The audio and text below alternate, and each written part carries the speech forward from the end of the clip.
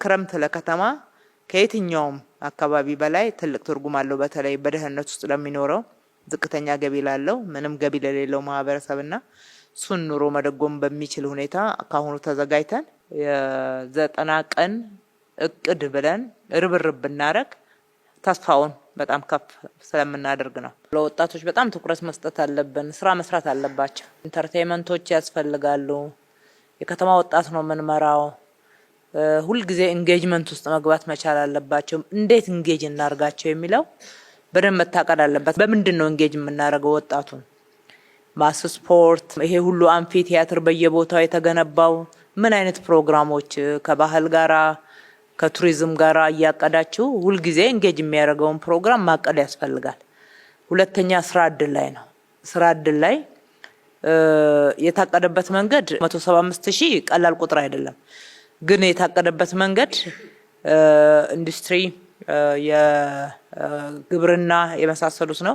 በበጎ ፈቃድ በሰፊው ስራ እድል እንፈጥራለን። የበጎ ፈቃድ ስራችን ክረምት ላይ የስራ እድልም የሚፈጥሩ ናቸው። ሰፋፊ የግንባታ ስራዎች አሉን፣ በሰፊው ስራ እድል የሚፈጥሩ ናቸው። በተለይ አሁን ከኮፕ ጋራ አያይዘን የምንጀምረው ኮሪደር እና በዛውም በሴንተሩም ላይ የምንሰራው ስራ በጣም ሰፊ ስለሆነ ኦፖርቹኒቲዎችን ሰፋ ባለ ሁኔታ ብናያቸው እዚህ ውስጥ ሊገቡ ሊሳተፉ የሚገባቸው ወጣቶች በደንብ አይተናል ወይ? በስራ እድል ብቻ ነው እየጠበቅን ያለነው? ወጣቶች ቢሮ በየደረጃው እየለየን ስራ እድል የሌላቸውን መስራት በሚችሉት ዝንባሌ በደንብ እየለየን ማሳተፍ የምንችልበትን በተናበበ የጋራ አርጋችሁ ብናዳብረው ይሄ ለክፍለ ከተሞችም ነው የሚሰራው። የሆነ መነሻ በሰጠናችሁ ልክ ብቻ የምትመለከቱት ሳይሆን እንዴት አድርገን እናስፋው፣ እኛ ጋር ምን እድል አለ የሚለውን ወጣቶችን በደንብ ኢንጌጅ ማድረግ ያስፈልጋል። የሴቶችም የታቀደበት መንገድ አያረካም። እውነቱን ለመናገር ሰፊ የሆነ ተጠቃሚነትን ምን አዲስ ነገር ነው የምንሰራው? የተጀመሩ ፕሮጀክቶችም አሉ። ለምሳሌ የተለመደው የእንጀራ ፋብሪካ እዚህም እየተጨመረ ነው። ሌሎች እድሎች አሉ። አንድ ላይ አንዴ ነውና በተሻለ ሁኔታ ክፍለ ከተሞችም እናንተም እዩ አጠገባችሁ ያሉትን ሰፊ እድሎች ማየት ያስፈልጋል። ይሄንኑ ከመስሪያ ቦታዎች ጋራ አያይዤ ባነሳው የመስሪያ ቦታዎችም እቅድ የተለመደ ነው እንጂ ምን ያክል መሬት 12,000 ካሬ እንሰጣለን አላችሁ።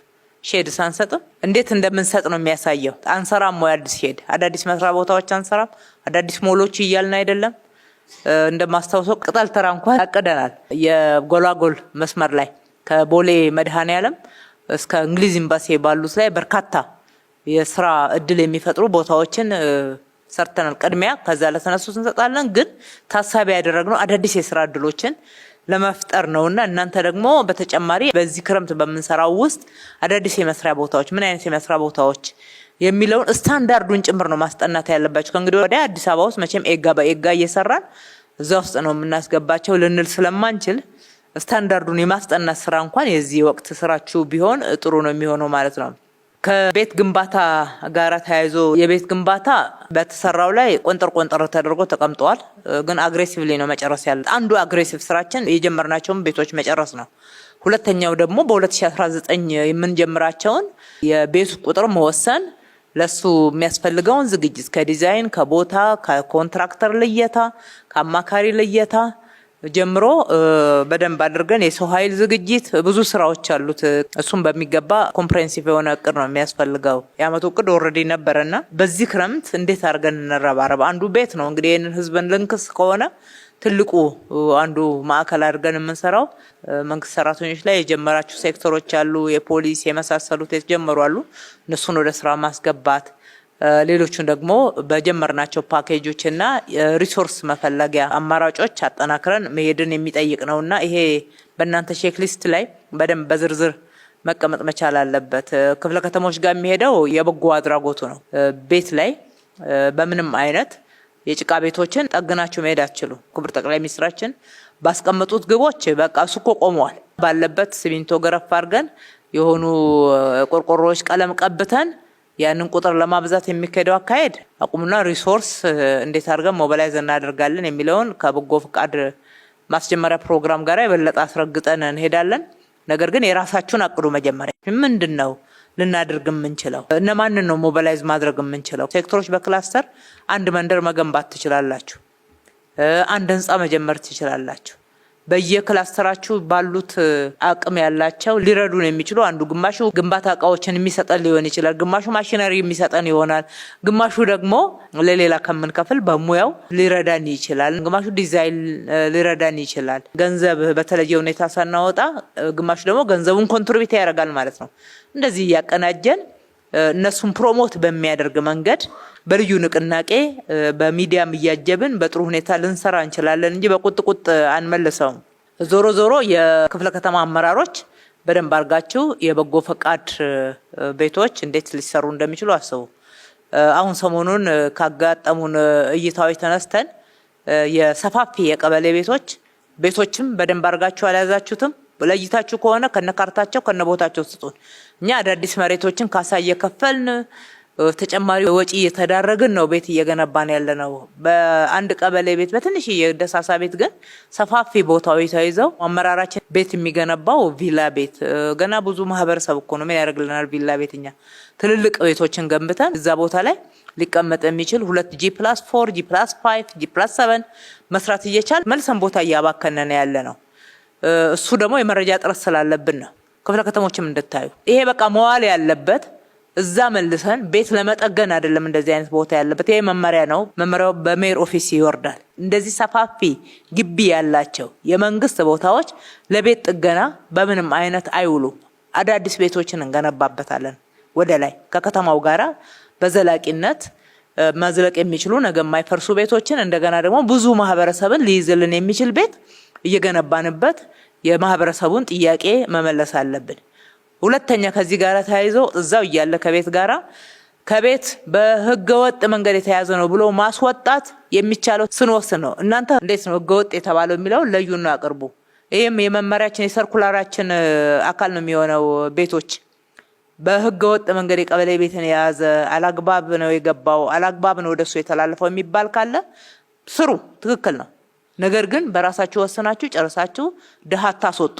ይሄ መንግስት አንዱ ልዩ መለያውና ዲፓርቸሩ ለድሃ ያለው እይታ ነው፣ ለድሃ ያለው ውግንና ነው። ከመኮፈስ ወርዶ አመራሩ ዝቅ ብሎ ከጠቅላይ ሚኒስትሩ ጀምሮ የድሃን ቤት ጓዳ አይቶ እያጎረሰ ቤቱን እየሰራ የፈለገ የሚመጣ ትችት በዚህ በኩል እንደማናስተናግድ እርግጠኞች ሆነን አመራራችንም የዚሁ ምሳሌ የሆነ ነው እስከታች ድረስ መውረድ ያለበት። ባለሀብቶችን ሞቢላይዝ የምናደርገው ለድሃ ነው፣ ለራሳችን ጉድለት አይደለም። የድሃን ቤት ለመስራት ነው፣ ድሃውን ለመጥቀም ነው፣ ህዝቡን ለመጥቀም ብቻ ነው። ከዛ ውጪ ሌብነት የጭቃ ቤትን እናፈርሳለን በሚል ሽፋን ውስጥ እንደዚህ አይነት ጥፋት ውስጥ መግባት ትክክል ስላልሆነ ቤቶች ደግሞ መረጃውን አጠናክራችሁ ስለማትይዙና ስለማትከታተሉ አቢዩዝ እየተደረገ እንደሆነ እንኳን ቶሎ አትደርሱበትም ማለት ነው፣ መዋቅራችሁም ስለሚተባበር። ስለዚህ ቤት እንገንባ በክረምት ስንል እነኚህ ሰፋፊ የቀበሌ ቤቶችን እንለያቸው። ሰፋፊ ግቢ የተያዘ እዛ ውስጥ ያለ ሰው እግረ መንገዱን ጥሩ ቤት ያገኛል። ልክ ቦሌ ጎላጎላ አካባቢ እንዳደረግ ነው ማለት ነው። አንድ ቤት ፈርሶ 70 ሰው ነው አይደል ቤት ያገኘው።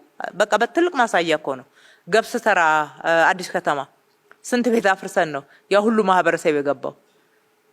መንደር አላፈረስንም እኮ ግን መንደር ነው የተፈጠረው። እንደዚህ ማሳያዎች አሉ። እዛ ውስጥ ያሉትም ሰዎች ቤኔፊት ያደርጋሉ። እዛችሁ ጠገንላቸው ብለን ሲሚንቶ ገረፋ አድርገን ቆርቆሮ እንትን ብለን በጎን ደግሞ ሌላ ወይ መሬቱን አካቱልኝ የሚል ሰው ይጠቀምበታል አጥሮ። ከዛ መሬት ደግሞ ይዞስ ከቆየ 7 አመት ሆኖታል። እንዲህ አይነት ነገሮች አሉ። እንትን ገንብቶበታል። አሁን ህገወጥ ከምንለው ቀጥተነው ብናካትትለት ይሻላል። ይሄም የቀበሌ ቤቶች ላይ ጭምራል፣ መሬት ላይ ጭምራል ማለት ነውና ብዙ ትልልቅ ስራዎችን እየሰራን በእንደዚህ አይነት ጉለቶች ስራችን ማነስ የለበትም ብቻ ሳይሆን ሀብት ይባክንብናል። በዚህ አይነት ጥፋት ደግሞ ሳያው ስንገናኝ ምህረት የለንም ማለት ነው። ከጎርፍ ጋር ተያይዞ አንዱ የክረምት ርብርባችን ነው።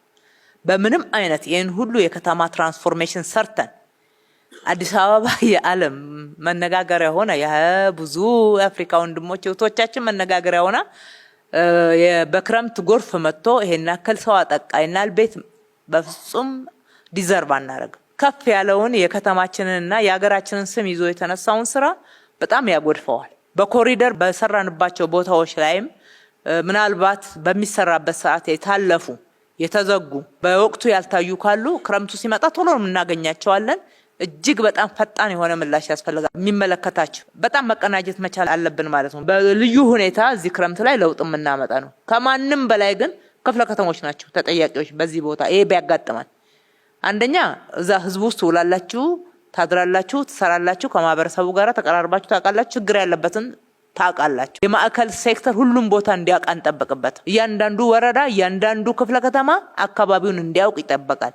በልዩ ሁኔታ እንረባረብ ስንል ደግሞ ሁሉን ነገር ወደ መንግስት በጀት አምጡት ማለት አይደለም። አንዱ የክረምት በጎ ፈቃድ ስራ አካባቢውን ማጽዳት፣ ዲቾችን ማጽዳት፣ መሰራት ያለባቸውን አዳዲስ የጎርፍ መውረጃ ቦታዎችን መጠገንም መስራትም ጭምር ነው። እንደዛ ሲደረግ የክፍለ ከተማ አመራሮች ማሽነሪ ተለምናላችሁ፣ ሞቢላይዝ ታደርጋላችሁ። አንዳንድ የማሽነሪ ስራዎችን የሚያግዙ አጠገባችሁ ስራ ስትሰጧቸው የምትሉት ማህበራት አሁን ካረዱን ታዲያ ምንድነው? ኮንትራክተሮች በዚህ ካረዱን ምንድነው? ስለዚህ ከማህበረሰቡ ጋር እንዲህ ማያያዝ መቻል አለብን። የክረምት በጎ ፍቃድም ሲታቀድ በዚህ ልክ እናንተ ጋር ሲመጣ ዝርዝር የሆነ ማሳያዎችና እንዴት እንሰራለን የሚለውን ስልት ጭምር የሚመልስ መሆን መቻል አለበት። ስፔሲፊክም መሆን ይገባናል። ከሰብአዊ ድጋፉ ጋራ መጋዘኖቹ በደንብ ተሰርተዋል። ድንቅ ስራ ነው የሰራችሁት። በጣም ድንቅ ስራ። የአዲስ አበባ አመራር ታርጌት ተለይቶ ይሄንን ስራ እንዲህ ነው ከተባለ የሚወርቅ ነገር አላጋጥመንም። በደንብ ነው። በጣም ትልልቅ አብዛኛዎቹን አይተናቸዋል። ግን ጥንቅቅ ያላደረጉ ደግሞ አሉ እና ያልጨረሳችሁ ቶሎ አጠናቁ። ሰሞኑ አጠናቃችሁ እሱን አንድ ጊዜ በጥሩ የህዝብ ንቅናቄ እናስመርቀዋለን። ባዶ መጋዘን አንመርቅም። ሁሉም ውስጥ ምን ለመያዝ ነው? ሰብአዊ ድጋፍ ለመያዝ ነው። ከዓላማው ጋር ነው የሚመረቀው ማለት ነው። ሞባይላይዝ ያደረግናቸውን እስካሁን ድረስ ሰበሰብናቸው ብለን ስንገመገማቸው የነበሩ ሪፖርት ያደረጋችሁትን የሚበላሹ ያልሆኑ ሀብቶች አሉ ማለት ነው። እነሱ ሀብቶች ወደ መጋዘኑ ገብተው አሰራር ተበጅቶለት የወጪ የገቢ ስርዓት ተደርጎለት አለው።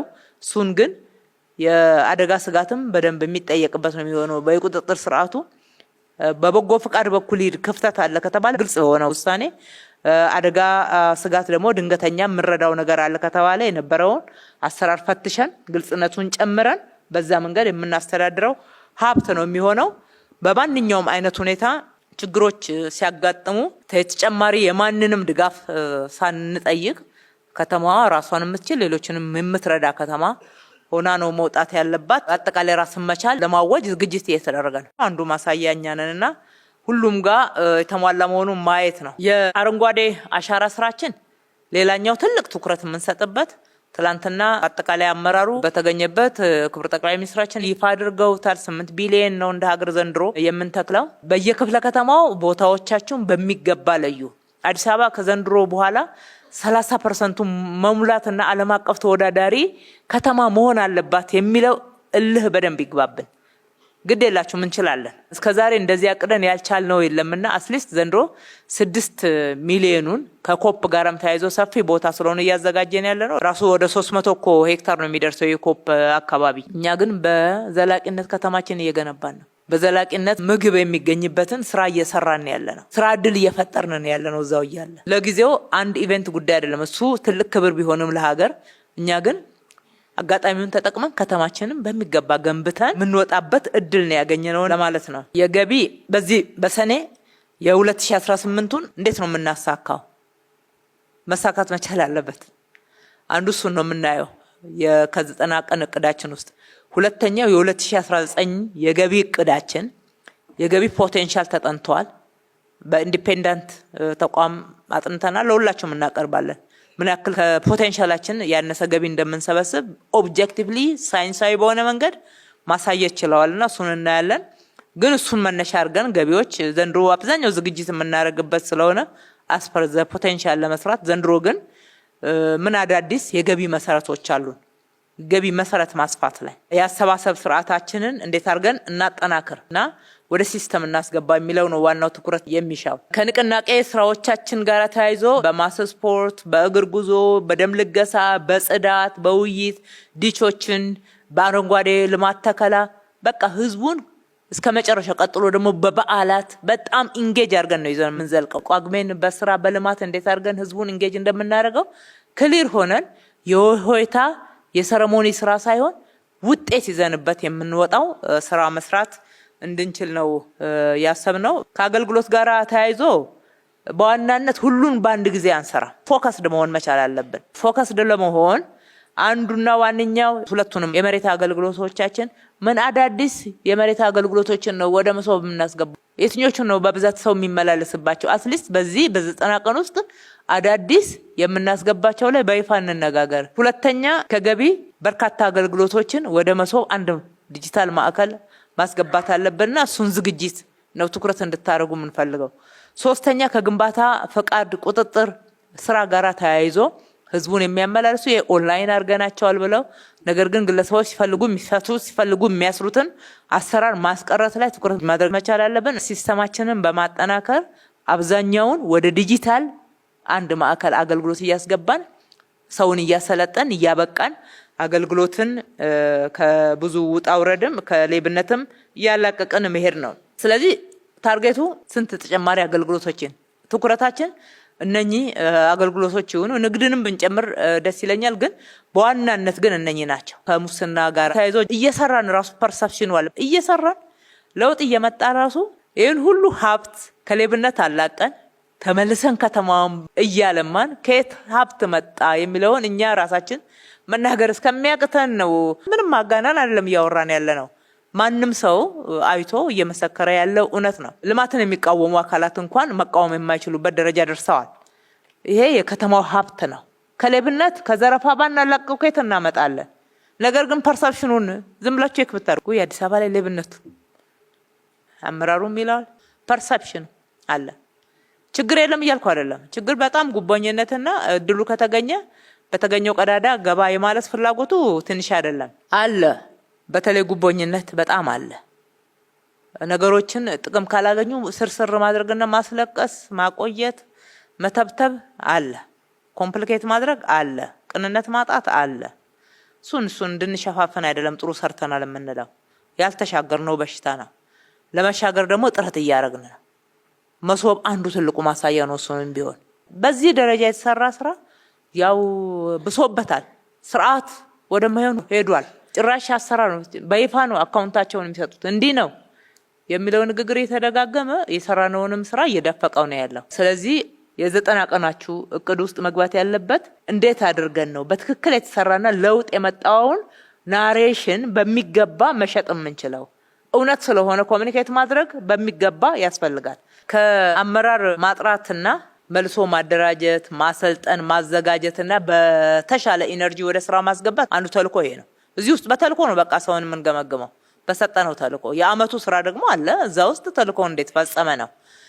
ደስ የሚለው አዲስ አበባ ከ2014 ወዲህ ሰው በተሰጠው ተልኮ በተሰጠው የተልኮ አይነትና ልክ ነው እየተገመገመ ያለው። እዛም እዚህም ትንሽ የሚያጋጥሙን ነገር ካለ ደግሞ አኮርዲንግሊ ፖዚቲቭ ኢነርጂን እየጨመርን ተጨባጭ በሆኑ ጉዳዮች መመልከት ተገቢ ነው የሚሆነው። በጥቅሉ በተቀናጀ በተደራጀ መንገድ እንስራና ውጤታማነታችንን አሁንም ከፍ እናርገው። ሁልጊዜ ኮንቲኒቲ በቃ የአዲስ አበባ ከተማ ውጤት ሁልጊዜ ተደማሪ አዳጊ እየሆነ የሚሄድ እንጂ የሆነ ቦታ ላይ አንድም የሚንገራገጭ የስራ አይነት እንዳይኖር በጣም እርግጠኛ ሆነን እንምራው። ሰው በተሰጠው ልክ ይለካ፣ ስራ በዝርዝር ይሰጠው። ስራ ለክተን ለሰው ሳንሰጥ ሰውን ለመገምገም አንሄድ። በሰጠነው ስራ ልክ በሰጠነው የስራ አይነት ሰው ተልኮውን መወጣት ከቻለ አለቀ። በግምገማ ሂደታችን ኦብጀክቲቭ ይሁን። በተልኮ ምለው ለዛ ነው። በፐርሰፕሽን አናጠራምም አንገመግምም። ስፔሲፊክ ተልኮ የሌለው ሰው አይለንም። ተልኮውን ሲፈጽም ግን ተልኮውን በጣም በፍጥነትና በጥራት በመፈጸም ሽፋን ውስጥ ደግሞ ጥፋቶችን አንሸፈንም።